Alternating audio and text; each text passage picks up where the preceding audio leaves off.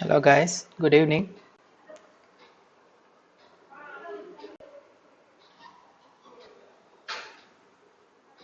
How are you guys doing today? I hope you can hear me.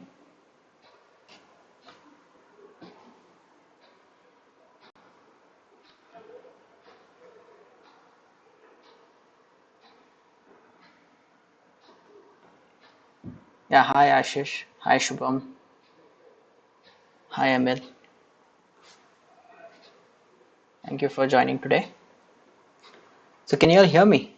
And can you also see the screen as well? The screen that I have shared. Hi Shashank.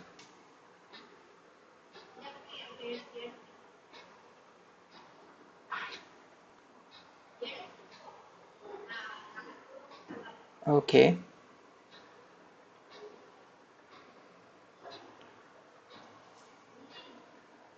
Thank you Shashank. Thank you for acknowledging.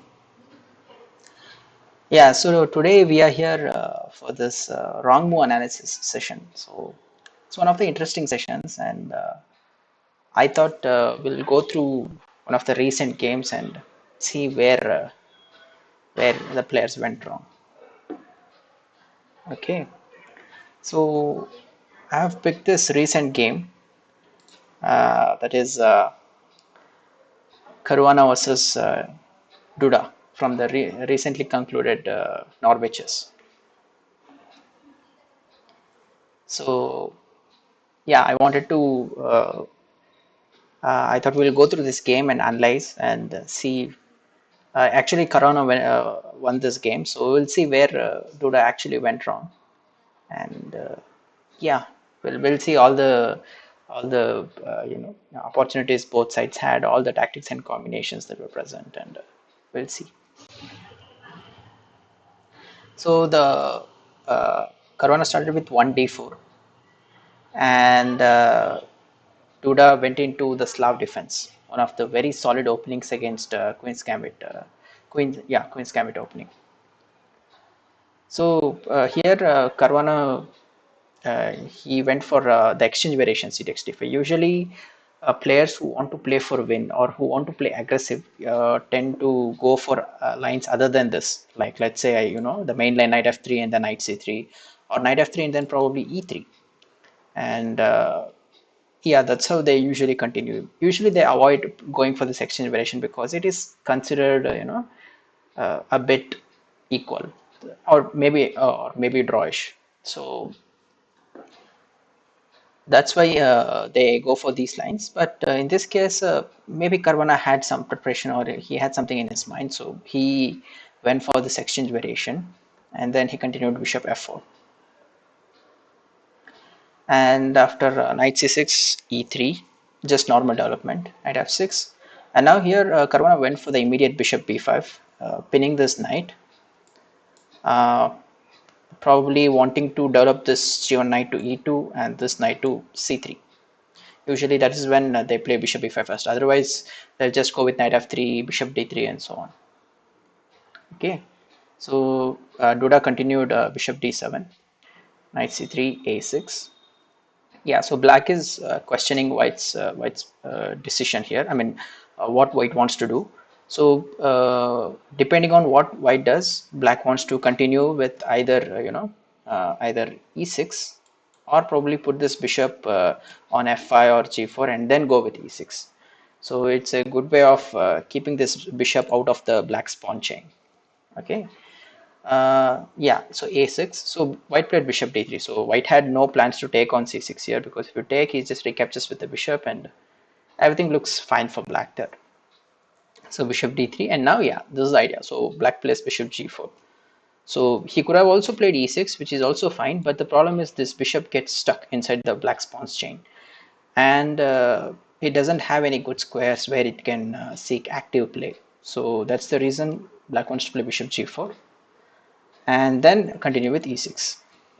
So white plays knight g2, e6, short castle, and black plays bishop takes e2 here. So yeah, bishop takes e2 is very logical here, because white actually plans to play f3 next, and put this knight on g3 probably. and this bishop starts to get in trouble. I mean, he can always play bishop h5 and bishop g6, but still, that may not be the best way for black to continue.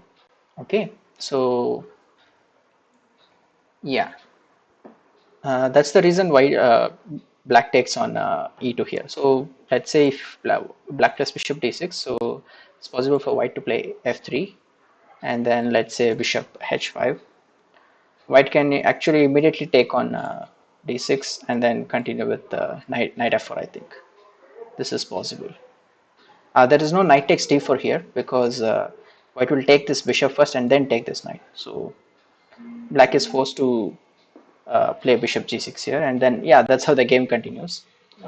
White will have this opportunity to play e4 at some point in the in the future. So black doesn't want to allow all this. So but it's possible to play that way as well. So he just goes with bishop takes e2, and then after queen takes e2, he plays bishop e7. So bishop d6 is also possible, but I think after bishop d6, white plans to play bishop g5, going for the spin. And then if black plays h6, there is always bishop h4, and yeah, f4, f5, going for a king's attack is typical in these sort of positions.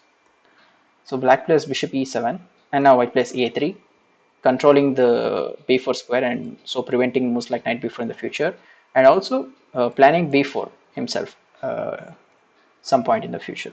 Yeah. So short castle, then white goes knight a4. So again, the plan is simple. He wants to play b4 and then knight c5. This knight on c5 will be very annoying for black because it will be attacking this weak black's weak pawns on the queen side. Okay.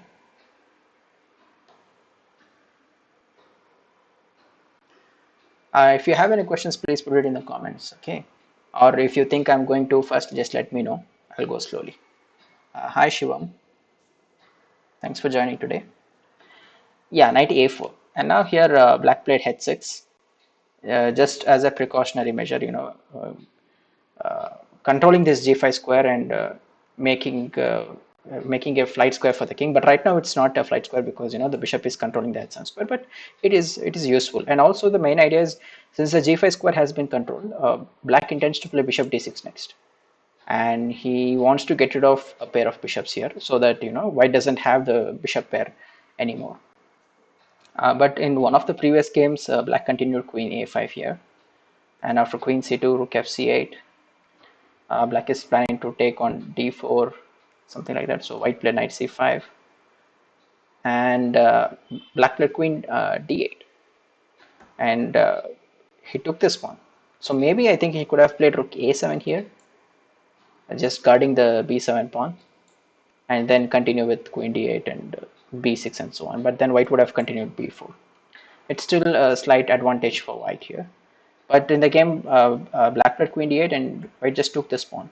And after knight takes d4, so he's going for counterattack here. So white had attacked black's queen here, but instead of moving his queen away, black is counterattacking now. He's attacking this white's queen here.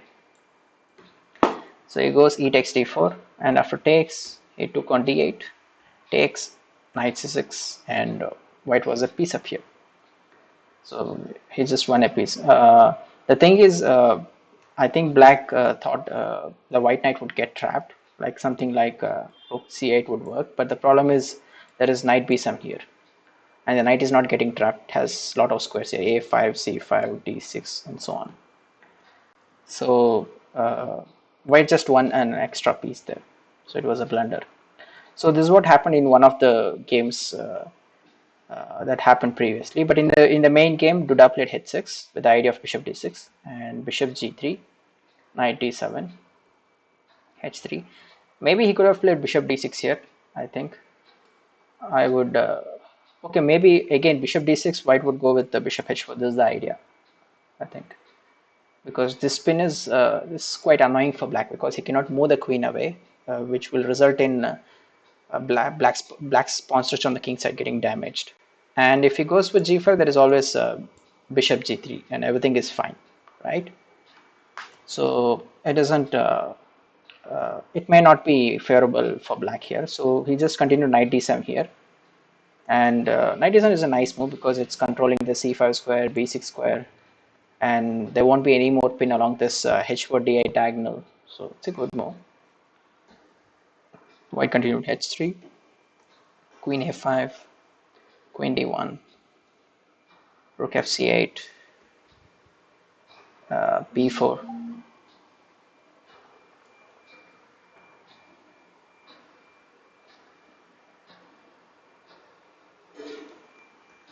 And queen d8. So white managed to get this very important move b4 here, and the c5 square is very much reinforced now. There's d4 pawn, there's b4 pawn, and knight is ready to come and sit on c5 there. So, but white is just taking things slowly. He doesn't need to hurry. Doesn't need to hurry or anything. So he goes rook b1. Hi, Nand Kishore. Shashank is asking, bishop d6, white can take on d6 anyway. Dark bishop is bad. Yeah, that is also possible, Shashank. That is possible, but I suppose it was white's plan to play bishop h4 here, because otherwise, why would you want to waste a move by playing bishop g3 here, right?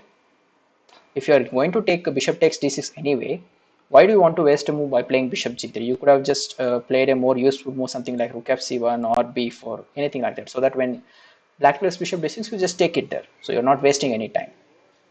But by playing bishop g3, white has wasted a move, and now after bishop d6, if you take it, then it's okay for black. There's nothing wrong with black's position here. He'll just recapture with the queen, and he has two beautiful knights. Because since this is a closed position, black knights are good actually, and black can easily defend this position. So maybe that's what I think, because by playing bishop g3, he made his idea clear that he wants to play, bishop h4. Okay. Anyway, continuing with the game, knight d7, h3, queen a5, queen d1, guarding this knight and planning b4, rook fc8, b4, queen goes back to d8, rook b1. So the play is totally concentrated on the queen side here, because it's kind of a fixed pawn structure or fixed center, and both sides can go for central breaks here at any point of time, but then it will result in them having an isolated pawn, isolated queen pawn, and which may not be good in this situation. So that's the reason they're not going for any central breaks, and they're just concentrating their play on the queen side. So black plays rook a7, knight c5, knight cb8. So knight cb8 is very interesting. So black wanted to kick this knight away from c5, so he wants to play b6. But right now that's not possible, because this pawn on a6 is hanging. Both the knight and the bishop are targeting this pawn. So black plays knight cb8, and now this pawn is well guarded, and he intends to play b6. Okay, but white is not going to let that happen. So he plays queen e2. Okay, and now black is slowly getting squeezed, or he's feeling suffocated, because now he cannot play b6. This pawn is always a threat, is always a target, and if he takes on c5 with either the knight or the bishop, then white will recapture with this b pawn, and then this pawn on b7 will become the target, which is definitely not good for him. So he has to do something. He has to try to play actively and free himself. So what he does is he plays a5 here. So now the pawn on a6 is no longer a target, because it has been pushed to a5, and next he intends to play b6. So this is the idea. Okay, and now white plays rook f c1. So he takes, and then plays knight f6. You can play, I don't think you can play b6 here, because b6 looks very risky because of knight a6, I think. Yeah, knight a6 looks good. You can also take on d7, but I think knight a6 is maybe they are just the same thing, because anyway after takes the bishop comes to a6, and if you take, I'll take back with the rook, and now you don't have the time to take on the b4 because of rook c8, winning the queen. And black cannot even play something like rook a8 here because of bishop b7, and now he's forcefully losing an exchange. And if he plays something like let's say knight f8 or something, then white can just start invading along this file, rook c8. And remember, there is no back rank weakness here for white here, you know. White has just got this escape square on h2. So just continue with rook c8, and then even you can just continue with b5. So yeah, you cannot take on a6. You can take on a6, but then there's always rook takes f8 and b takes a6. And this pawn becomes very dangerous, you know, bishop b8, a7. So there are a lot of interesting continuations here, and they don't seem to be doing good for black. So this is the reason Duda wanted to avoid the exchange of the knights, because it can also happen this way. Let's say I can take on d7, and after knight takes, I can play bishop a6 again, right? And this knight on b8 would remain very passive if you take with the rook, because there's still bishop b5 coming here. So Duda played knight f6. So he wanted to avoid the exchange and just go with b6 next.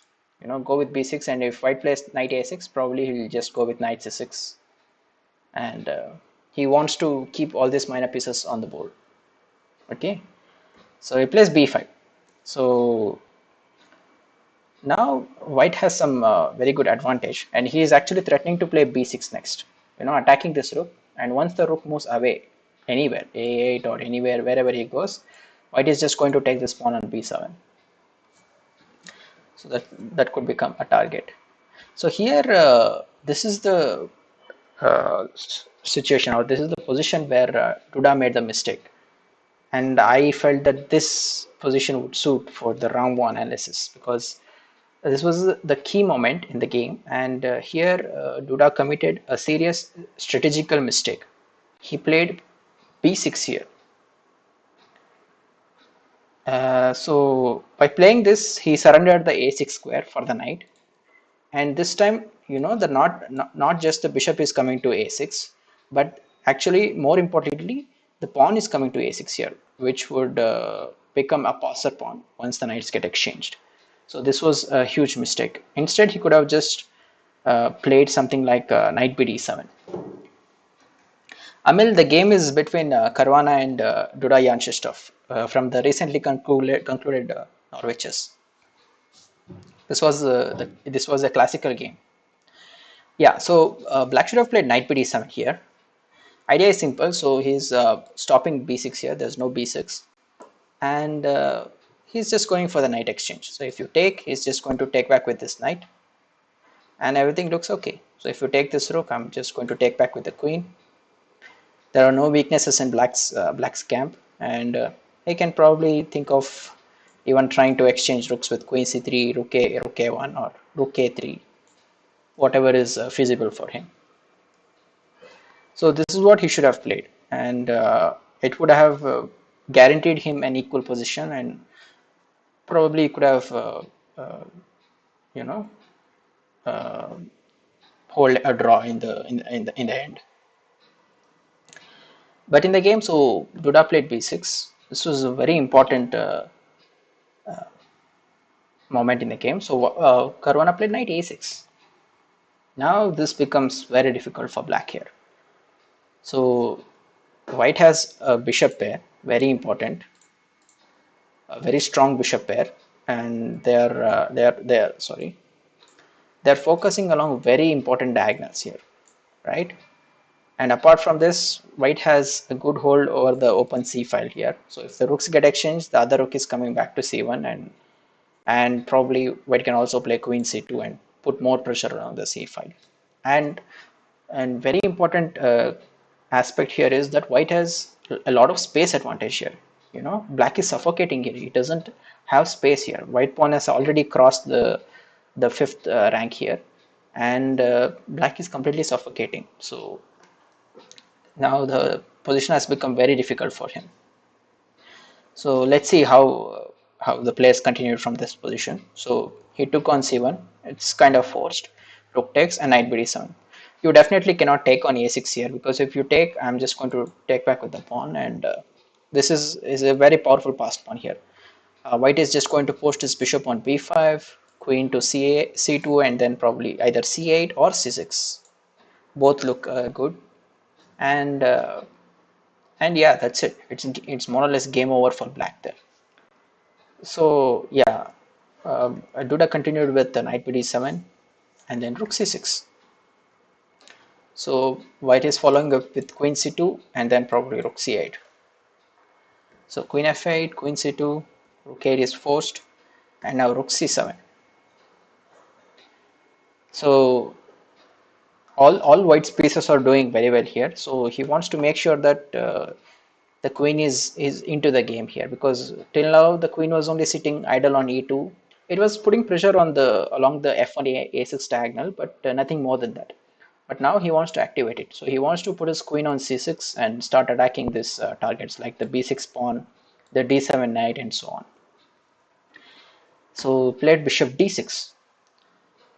So this was the right time for black to exchange the bishops, because otherwise it's just game over. So exchange the bishops and he plays queen c6. So if black takes on c6, then white will recapture with the pawn, not with the rook, because white needs a passed pawn here, and already this bishop is guarding this knight. So if the knight moves away, you can just go with rook b7, take this pawn, or even c7 and rook b8 is just game over. If you have any questions, just let me know in the comments, okay? Any doubts, any questions, or if you feel I'm going too fast, just let me know. So queen c6, black played queen f8. He has nowhere else to go, because this rook is also under attack here. The rook is also hanging.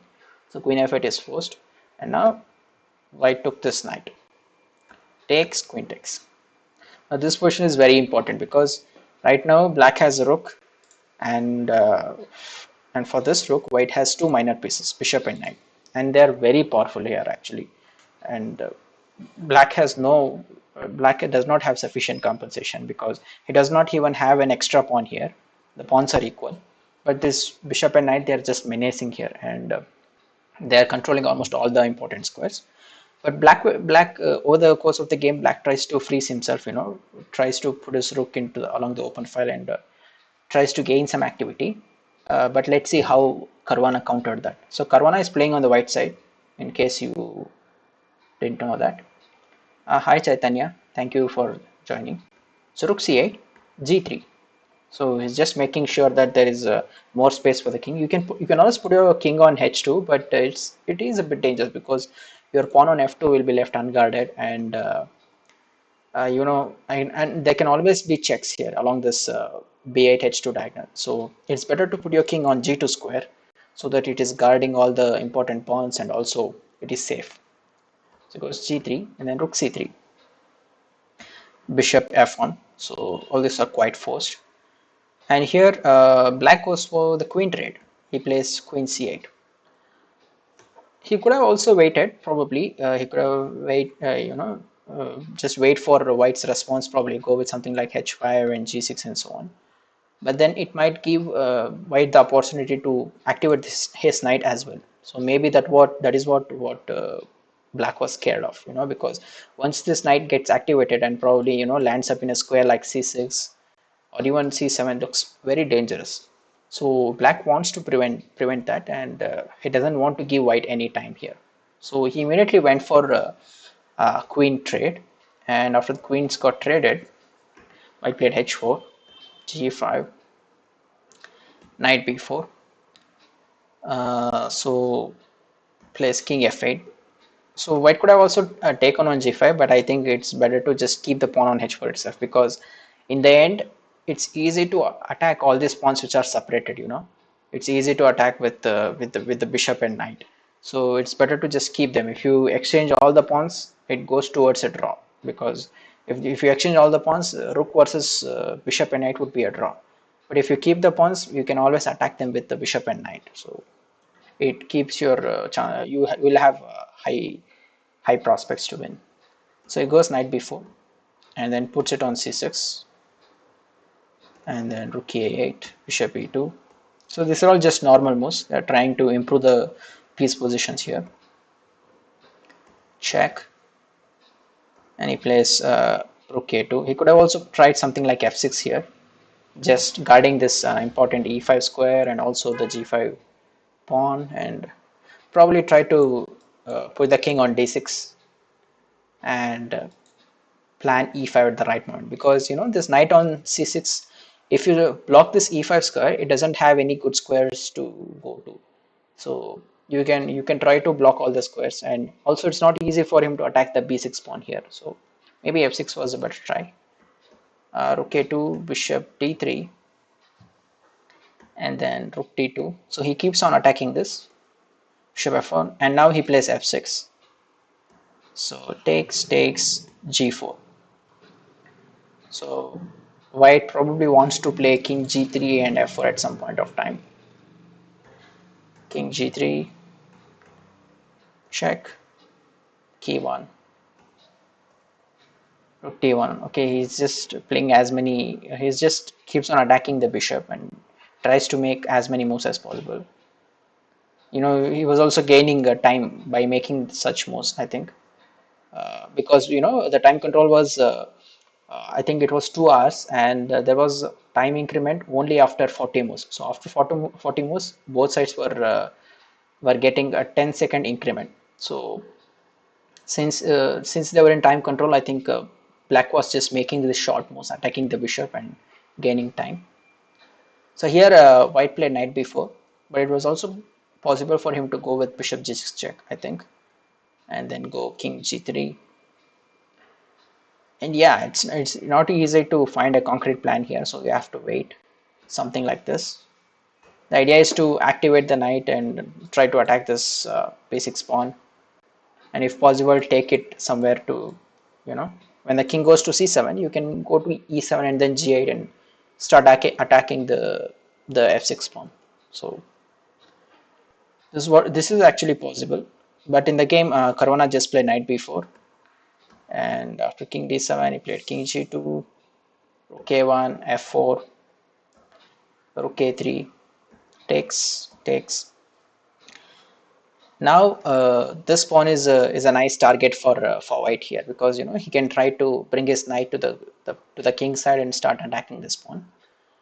But that doesn't mean black cannot defend it. Black can certainly defend it, but if you have more weaknesses, it's easier to attack with the knight here, because anyway the bishop will defend all the white's weak pawns. Let's say the b5, the g4, everything can be defended by the bishop by just keeping the bishop on e2 here. But you can't say same for the black here, because it's very difficult, and white can start attacking them with the knight. So it goes knight c6.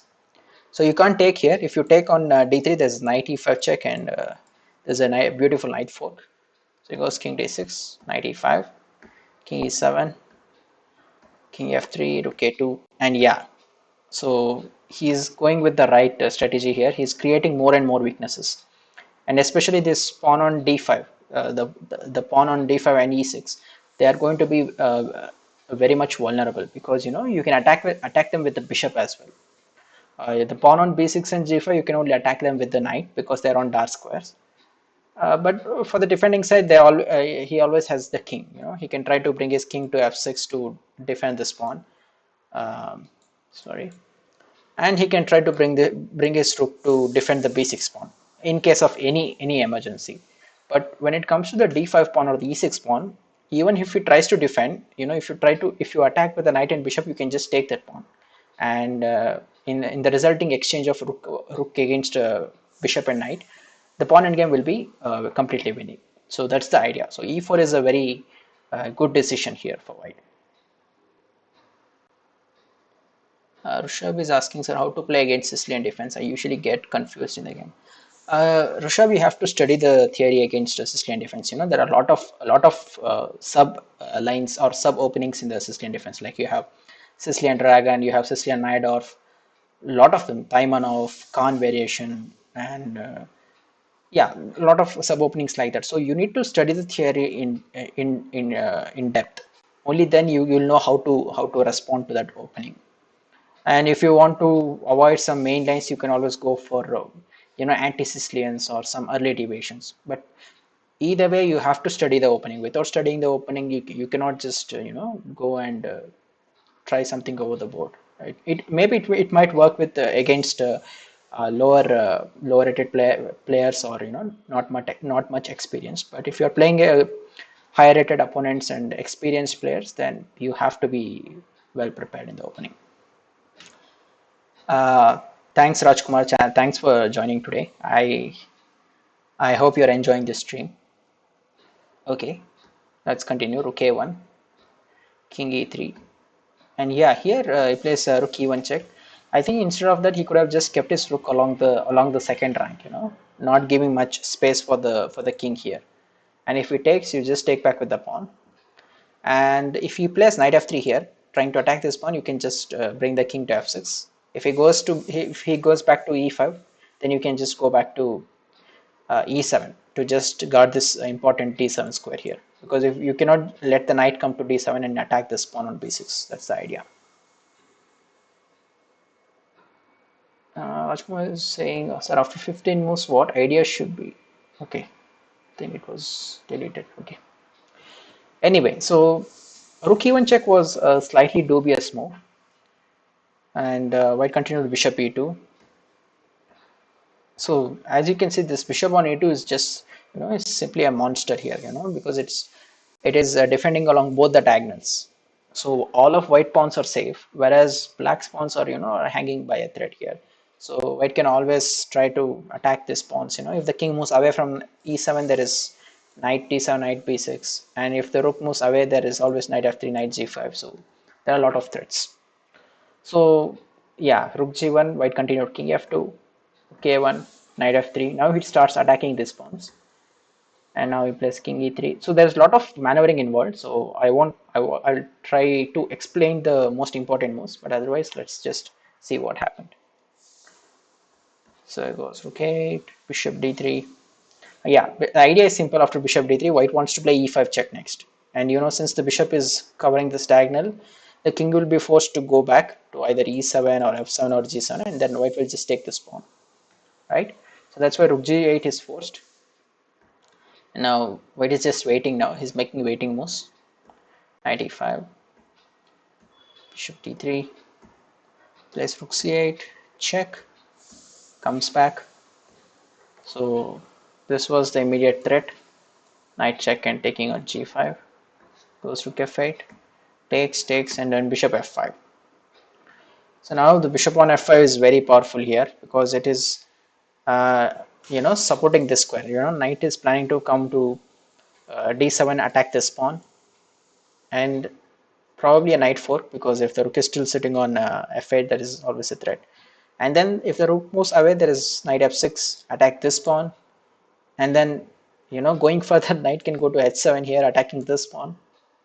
I hope you can see how knights are powerful in such closed positions. You just need the bishop to coordinate with the knight, and the knight can cause a complete chaos in the black's position here. Rishabh is asking, so which openings are attacking, which can start middle game fast or make some threats to to opponents? Rishabh, there's no such thing as giving threats. It's all about preparation. I mean, if your opponent is well prepared, then he'll know what he can, he knows what he can expect from you in the opening, or what sort of threats and pitfalls are present in every opening. If he is not prepared, then it's easy for him to fall into any trap or anything like that. So it's all about opening is all about good preparation and good knowledge. If you have that, then yeah, you can cause a lot of problems for your opponent. Yeah, about middle game, I can't say that. It all depends on how your opponent plays again. There's You can't say that in every opening you can't say that you will get into middle game immediately. It depends on your opponent's play. Let's say you're going for aggressive play, then you might get into middle game quickly. If you are going for very quick exchanges, piece exchanges, then probably you might even end up in end game immediately out of the opening. So it all depends on the variations that you're picking. So it's up to you. So if you start preparing the openings, then you will know what sort of positions you want to get into. So you better start doing that. It will help you a lot. Yeah, let's continue. So black plays rook e8, pinning the knight here, king d3, renewing the threat of knight f7 and taking this pawn on g5, rook e7, bishop g6, king e3.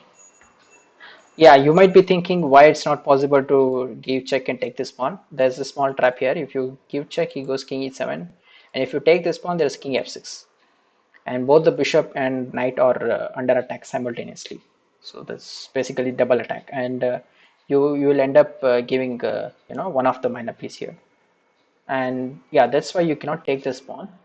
So white continues king e3 here. He wants to make sure that the bishop is back in time on d3 so that it can defend the b5 pawn. King e6.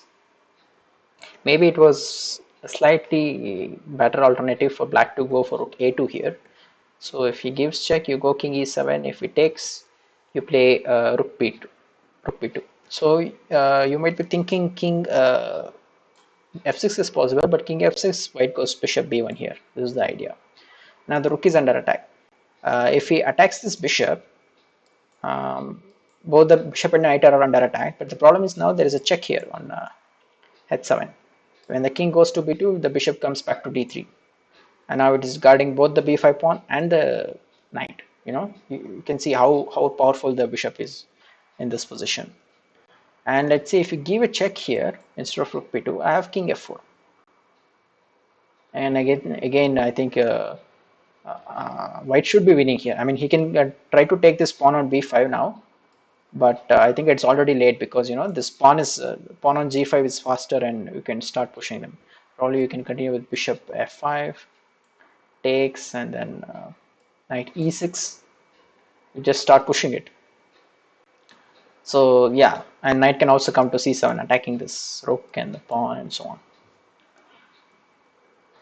So this is what happens, but this was a slightly better alternative. So the knight takes c5, there is rook b2. So this is what he should play instead of king f6 here. But in the game, Duda missed this move, and he continued king e6. Just wanted to put his king on f6 and defend the g5 pawn. So check, king d2, check, check, king b4, rook a7. So white is just slowly improving his position. He is improving his piece position, and he's trying to coordinate them better. So bishop c2. Again, so white is planning to put his knight on f3 and attack this pawn.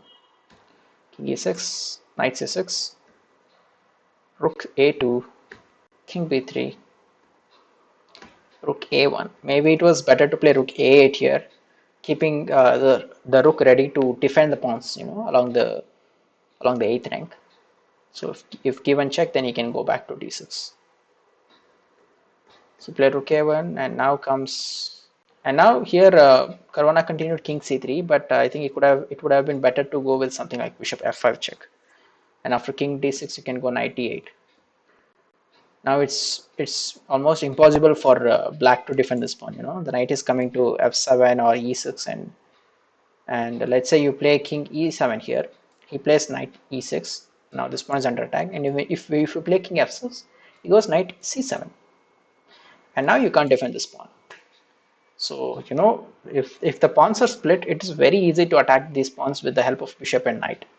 And if you have this bishop, it is also easy to defend your own pawns. So that's why it's very dangerous. And rook is too slow to coordinate and try to defend everything in its own position. So you should see the power of bishop and knight against rook in this position. This is a very good example.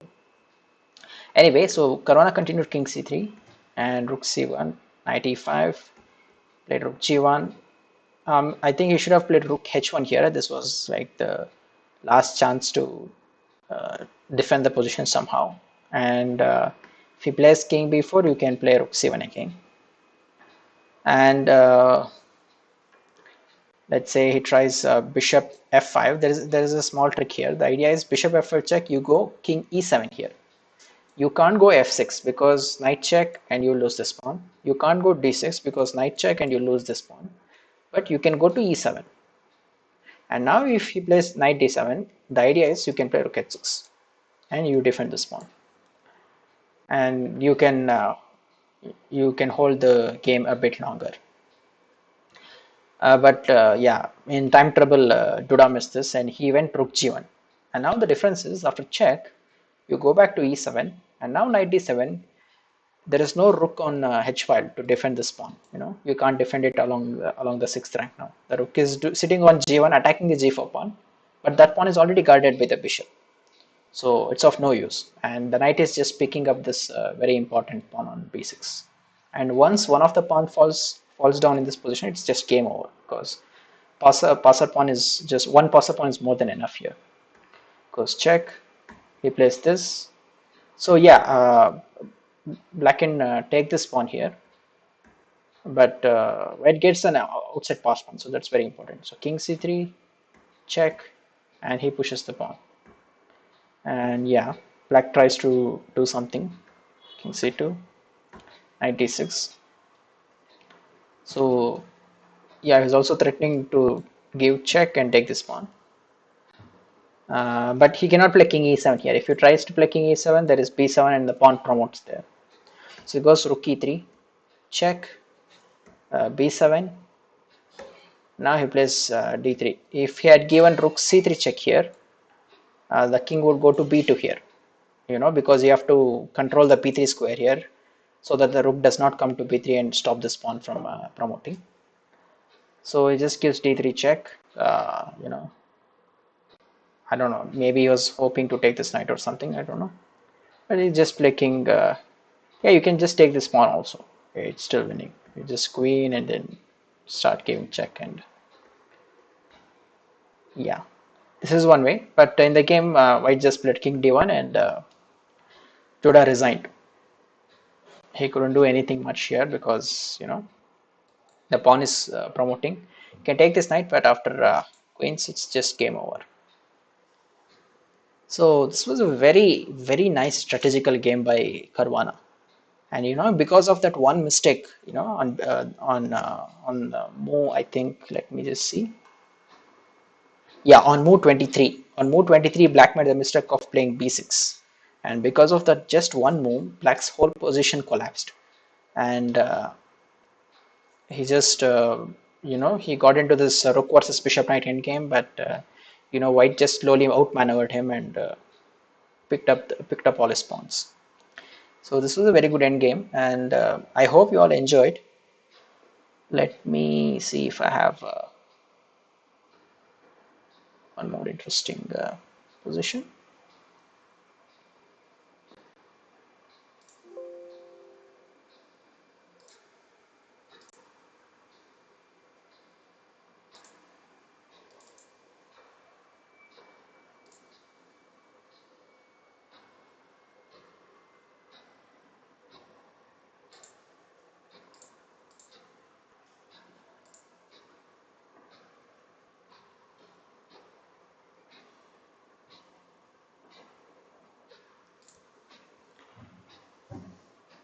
Thank you, Rajkumar. So let's just quickly go over one more game. It's another game from the same tournament, Norway Chess, and let's see what happened. So this game is between Levan Aronian and Aryan Tari. So Aronian is playing white, and Aryan is playing black. So let's see what happened in the game. Yeah. So a standard roll-up is opening. Castle, bishop e7, rook e1, b5. So these are all standard theory, and yeah, d5. So this is called the Marshall variation. Okay, black usually goes for this pawn sacrifice, and in return he has this initiative. He has attack against the white king, and he tries to use this initiative to win back the material, or go for some a deadly mating attack. So this is a very interesting line, and we'll see what happens here. Rakshit is asking, is Karakhat a good opening for players under 1200? Yes, Rakshit. there's no such thing as, you can't play this opening or you can't play that opening. You can definitely play it. It all depends on your style of play actually. Karokan is more of a positional opening, or let's say, strategic, more of a lot of positional concepts are involved in that. But if you, let's say, if you go for a opening like Sicilian defense, any sub opening in Sicilian, it's very aggressive. You have to be very accurate there, and a lot of things are at stake there. So it's up to you. It all depends on your style of play. So let's see what happens. So white takes this pawn, extra pawn. Rook takes, and he plays c6. And yeah, these are all theory. So if you know the theory, the martial attack theory, then you would definitely understand. There are a lot of variations actually in here. But let's see what happened in the game. G3. So G3 just prevents black from playing queen h4 here, and then sitting on h3. So black continues bishop f5, d4, queen f6, bishop e3, queen g6, knight d2, rook e8. So it's like black's plan is to go bishop g4, queen h5, control all the light squares on the king side, and then at one point of time he'll go f5, f4, try to break open white's king side. That's the idea. So white goes queen f3, and now he goes bishop g4, queen g2, queen h5. So if the knight moves away from d2, bishop f3 is always a threat, and that bishop on f3 will cause a lot of problems for for white, because let's say you play knight f1 here, bishop f3 is just queen trap. White will just lose the queen, and if white doesn't do anything here, white has to play very actively here. He has to prove that he has an advantage. Otherwise, black will just continue. He'll play king h8, he'll go f5, f4, and white will be completely doomed. So he goes h4 here. So he wants to stop bishop h3 first. Before doing anything further, he wants to stop this, and he plays h4. And now black plays bishop e2. Very interesting. So he is blocking this rook's access to the e3 square, and thus threatening to take on e3 next move. So white plays knight f1. So since he has already played h4 here, white's queen has got some breathing space here. So even if you play bishop f3, the queen can go to either h3 or h2 and so on. So it goes rook e6. Black doesn't want to play bishop f3 now. So his plan of action is he goes rook e8, doubles the rook, and putting more pressure on the e3 square, and then following it up with something like f4, f4, f5, f4, or even something like rook g6 is also possible. So it's a very dynamic opening, and both sides need to know a lot of opening theory here, because if you make a small inaccurate move, then any side, then they can land up in a lot of trouble. So bishop d2, rook double, and now white has to create an avenue for him to attack here, because he cannot do anything along this file, right? Because black has complete control over the e file, and he is not able to open anything here. He cannot open anything on the king side because it will be dangerous for himself.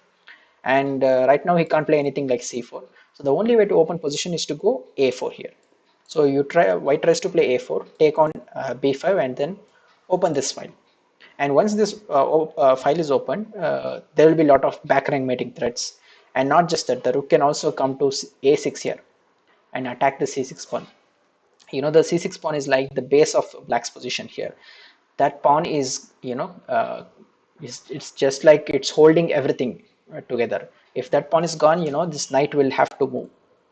And once this knight moves away, this bishop becomes very powerful, and it just starts this huge attack along this a to g8 diagonal. So based on this plan, white is going for a4 here. Very, very logical and very natural move here. So black goes bishop f3. White takes on e6 first. So bishop takes g2 is not good for black here, because black not only gets two rooks against queen, but also an extra minor piece here, and that is just too much here. Too much of compensation for white there. So he has to take back the rook, and now queen h3. So now immediately white is threatening to take on b5 and then go rook a8 check. So black plays bishop g4 here, attacking the queen. So if white had played, queen g2 or queen h1, I think black would be happy to go for a repetition here, again playing bishop f3. But of course, Aronian was, he's playing for a win here. So he played queen h2. Okay, so queen h2, very simple. He wants to stop, black from harassing his queen here. Right now, for the time being, the queen is not doing good. I know that, but uh, he'll get it out sometime soon. After this pawns get exchanged on the on b5 square and the rooks get activated, he'll soon activate his queen. So, but for the time being, the queen is going to just sit on h2 there. So black creates an escape square for his king, and takes, and he plays knight e3. So knight fork, very simple. So white wants to exchange pieces here, and remember the fundamental principle, or the very basic principle, is when you have extra material, try to exchange pieces. So that's very important. So try to exchange as many pieces as possible. Just imagine in this position, if you are able to get everything out of the board, all the pieces, and you just have a pawn end game, king and pawn end game, then white is just completely winning there, because he has an extra pawn. So that's a very very fundamental principle here. And yeah, that's what he's trying to do. Plus knight e3. And now in the game, Aryan played bishop f3 here. This was an inaccuracy. He should have gone for knight takes e3 here. This is very important. The idea is, if it takes on e6, you take back with the bishop, and after obviously f takes e3 is not good here, because this pawn on g3 becomes a weakness, and black can start putting pressure with queen f3 and bishop d5 and so on. And even if he plays bishop takes e3, you go queen e2 here. The thing is, even though black is an exchange down, he has huge compensation here in the form of this light squared bishop. Actually, he is an exchange down and a pawn down, but this light squared bishop is just a monster here. This bishop is coming to d5. The queen can always go to f3, and if the rook, leaves the first rank, the queen can come to d1, e1. There'll be a lot of mating threats, and white's queen is doing very very poorly here on h2. It is not getting activated anytime soon.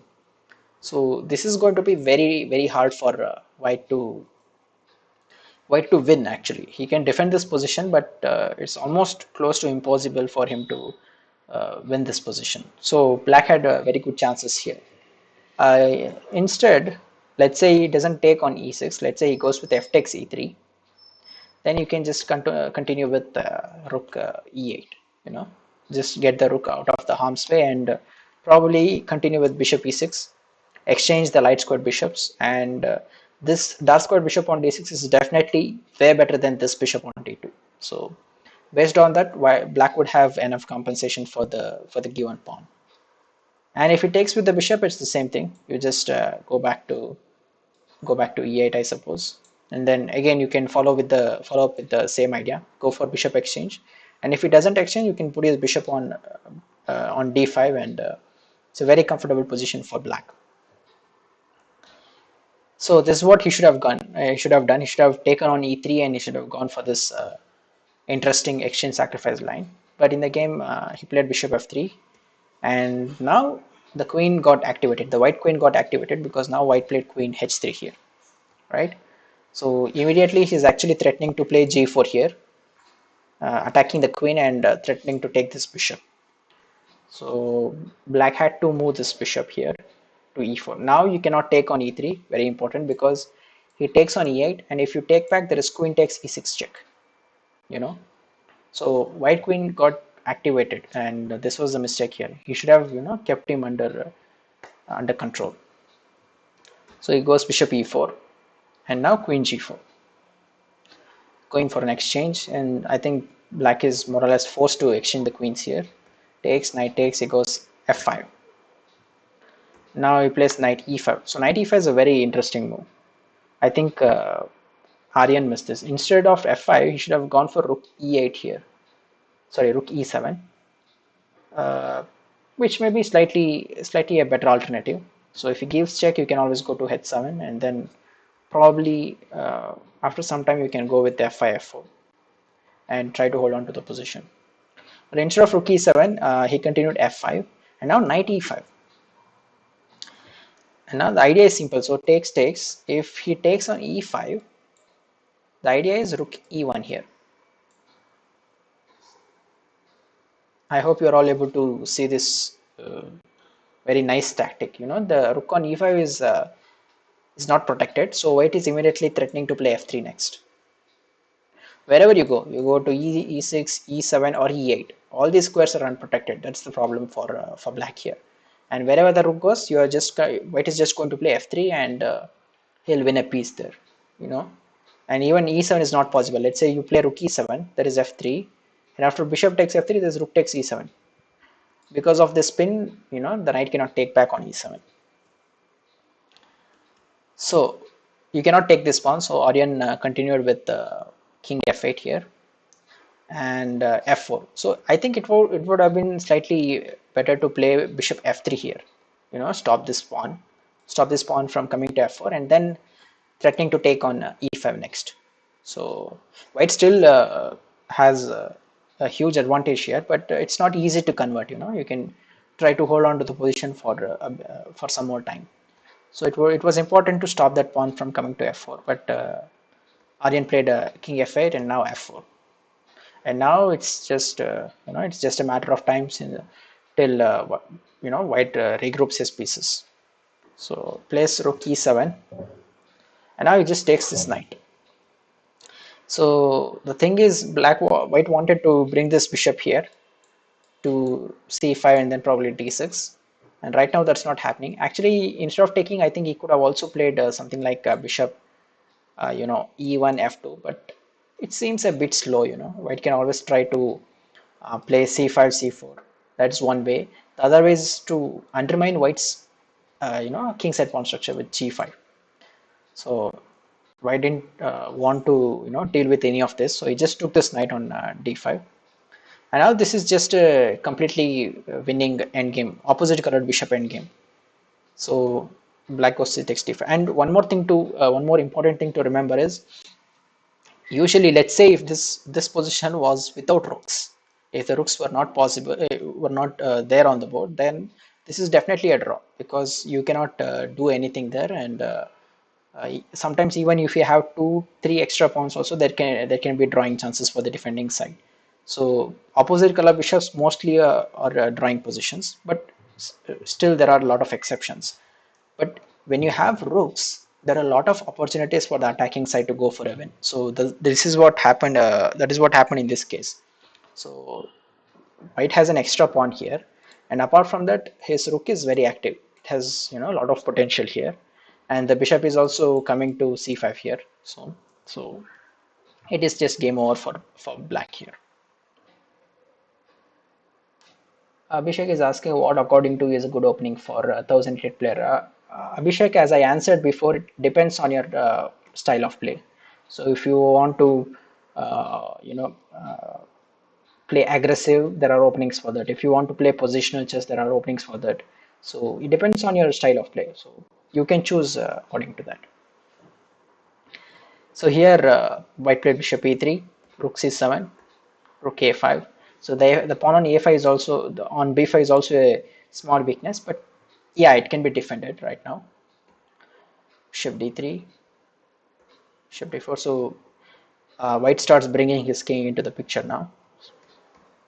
King here, rook a3.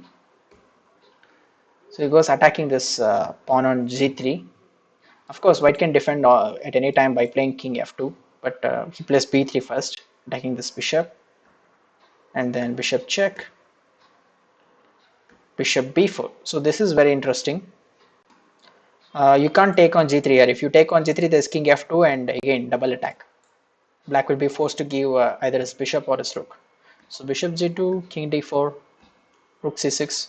So black wants to stop white king from infiltrating into black's position. So he plays rook c6, and now check. Sorry, rook a7, attacking this g7 pawn, and probably there's going to be a check on e7 as well. So he plays g6, check, and then e6. Now this bishop is doing nothing on g2. It is guarding this pawn on d5, but that's not at all important because this pawn is very powerful on e6, and the king is coming to e5, and the rook can move away and start pushing the pawn to e7 and e8. That's the idea. So he goes rook c7. So he makes it even easier for white to win this in this position. So he plays rook c7 and then rook f7, and it's game over. So the idea is simple. There is a rook f8 checkmate here, you know, and also bishop a5 is also coming. And if he takes, he can take back with the pawn, and the pawn promotes. So Aryan resigned here, and yeah, so this was a very beautiful game again. So it showed how a single mistake can result in in complete collapse of your game. So he should have gone with knight takes e3. So rook e8 was just, sorry, bishop f3 was just one mistake, and black got into a lot of trouble after that. So I hope you all enjoyed this session today. You know, with this concept of wrong move analysis, and we'll see more such games in the future. And if you have any questions, please do put it in the comments, and I'll try to answer them. Rajkumar is asking, please tell us how to keep control on center. uh, okay, that's a very interesting question. Basically you need to have pawn center. If you have I would say you better there's a book called you know My System. There's a book called My System by Aaron Nimzowitsch.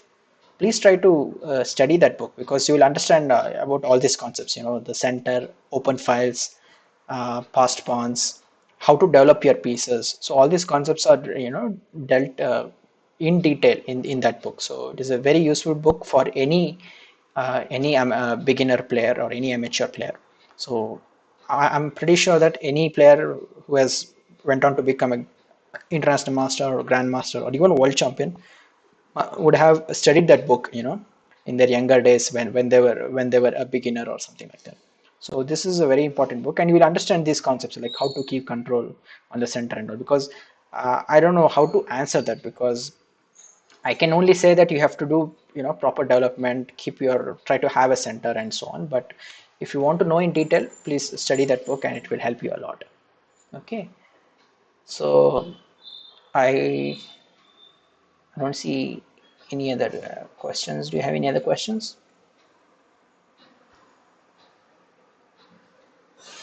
Uh, Tahwid Chowdhury is asking, do you suggest any book on opening theories? You can pick any book on opening, Tahwid. The thing is, it depends on what opening do you want to play. Like there are a lot of books for Sicilian, a lot of books for Roy Lopez, a lot of books for other openings, Queen's Gambit and so on. So you can pick any book on any certain opening, any particular opening, and you can study them. So you can definitely study them. It will help you a lot. You will get the grasp of all this theory, opening theory. Shubhankar is asking, I'm a 1200 rated player. What should I study more? Opening theory, middle game, or end game? Shubhankar, you have to study all aspects of the game. You have to give equal emphasis to all aspects of the game. But the thing is, first you study some part of opening. So you make sure that you can get a decent position out of the opening. And once that is done, you go to middle game, and you put in more amount of time on middle game and end game. And this is a cyclic process. You have to keep on doing that. It's not like once you study opening, that's all. You don't go back to that. So you keep on doing that. It's a cyclic process, and it will help you improve your strength. Any other books, sir? uh, there are a lot of books, Rajkumar. At the top of my mind, I think just My System is the only book I can think of. But there are a lot of other books. If you go to any online chess books shop like Chess Space India or something like that, you will find a lot of books. But My System is like the most important book. So you study them, and then you can go on to other books as well. So it's up to you. Tahid is asking Rai Lopez on particular. I have a great interest in that. Yeah, there are a lot of books for Rai Lopez as well, Tahid Chaudhary. So I don't remember any names actually, but if you search them, you'll definitely get it actually. You can search them in ChessBase India online shop, and you will find a lot of books. Ashish, my speed run. I'm not sure about my schedule, but I think you'll see that thumbnail everything on YouTube many hours before the stream. So don't worry. I think it's in like 2 days or something, 2 or 3 days maybe, but I'm not sure. Anyway, you'll get to see it on YouTube if you have subscribed to the Unacademy Chess India channel. Okay. Shubhankar is having another question. As a positional player, D4 or E4, which is if you're a positional player, then definitely E4, Shubhankar, because D4 is mostly positional. It doesn't mean there is no aggressive positions or sharp positions arising out of D4. There are definitely a lot of positions, but mainly one D4 is a positional opening. So if you are a positional player, go for it. If you want to play aggressive and very sharp positions, then you can go for one E4. So it's up to you. Tahid, thank you. It's good that you loved the session very much, and thanks to Rajkumar as well. So thank you all of you who joined today. I hope you all enjoyed the session, and I hope to see you all of you in my next YouTube stream. Okay.